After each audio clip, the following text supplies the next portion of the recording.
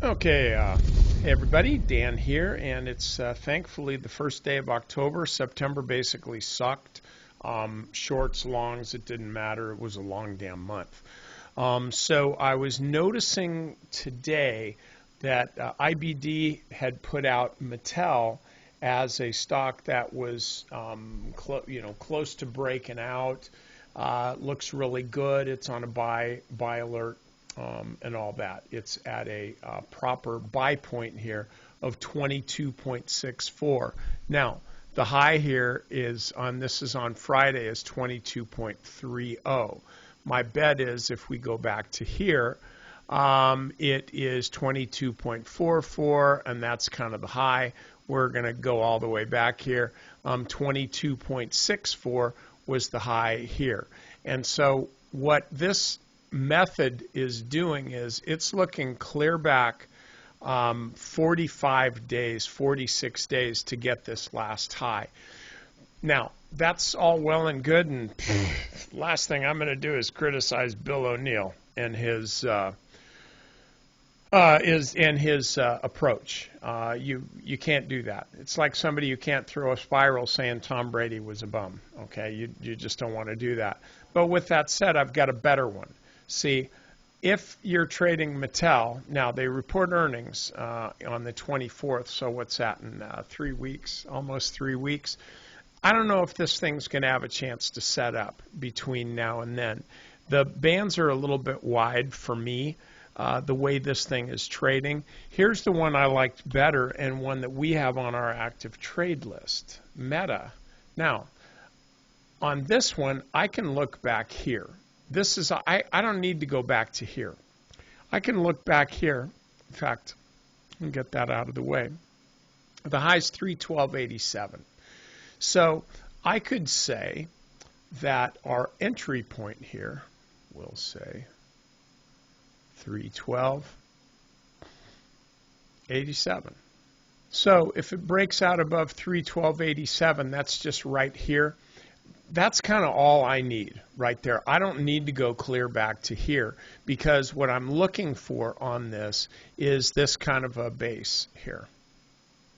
Okay, you see the nice uptrend here. Awesome. Then it starts drifting sideways and moving right along the 50 on both sides of it. Well, this is sure looking so far like it's a base to me, not a reversal. Could be. But it's just looking like a base to me. And so all I would need to see is a little poke above here, and that's going to help me feel good about getting my position going, and then hopefully we're going to get this kind of a cup and handle type thing up here. I'm imagining, I'm doing what I call envisioning. I'm looking and imagining what the chart would look like if I'm right about my trade. I think, okay, if I'm right about this, what's the chart going to print? What's it going to look like in the future? And of course, it can't be magical thinking. You have whatever chart you draw in your mind or here on the chart here, it has to be something that you've seen before. It has to be something that you look at and say, oh my gosh, yeah, I've seen that a boatload of times. As opposed to, well, I've never seen this before, but sure would be nice if I did. So you're doing this envisioning process, looking to see what the stock would have to do in order to pay you off.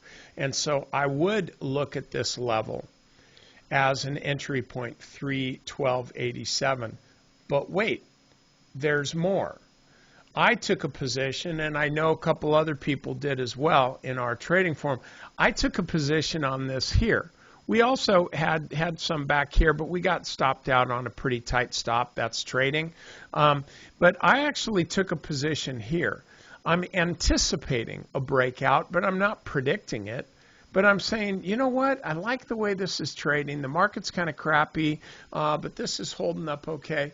So I think I'm going to take a little bit right here. I'll give it about 3.5% room to the downside, maybe even just down to 299. Not much at all, but a small position. And what does this do? Well, it's not going to make a big difference in my P&L. It's not like it's that big a deal, but it's going to get me involved. It's going to, I've got a piece of the action here. It's going to get it in my account to where I'm looking at it. But what I'm not doing is looking at the dollars that I'm making or losing. I'm looking at it with respect to the percentage that I'm up or down, because that's typically how I sort my positions in my account. I assume and I make darn sure that my position sizes are correct. So I don't have to worry about the dollars. Instead, I'll look at the positions and say, okay, on a percentage basis, which one's up the most? Oh crap, this is down 5%. That doesn't work for me. What am I going to do with this stock? That type thing. It's something that I will be using in order to monitor my own account and my own activity to make sure that I'm staying on track. These are just things that I use. They're not things that you have to use. Feel free to take them or leave them as you wish. But in either event, I'd still take Meta over Mattel any day. Okay? All right, that's all I got. Members, I did put Meta as well as Alphabet on our active trade list today, so we'll be following that. Guys, if you're not a member of Stock Market Mentor, the only better time to join Stock Market Mentor was sometime last week. I'll be saying that very same thing next week, so why don't you make today the day, all right?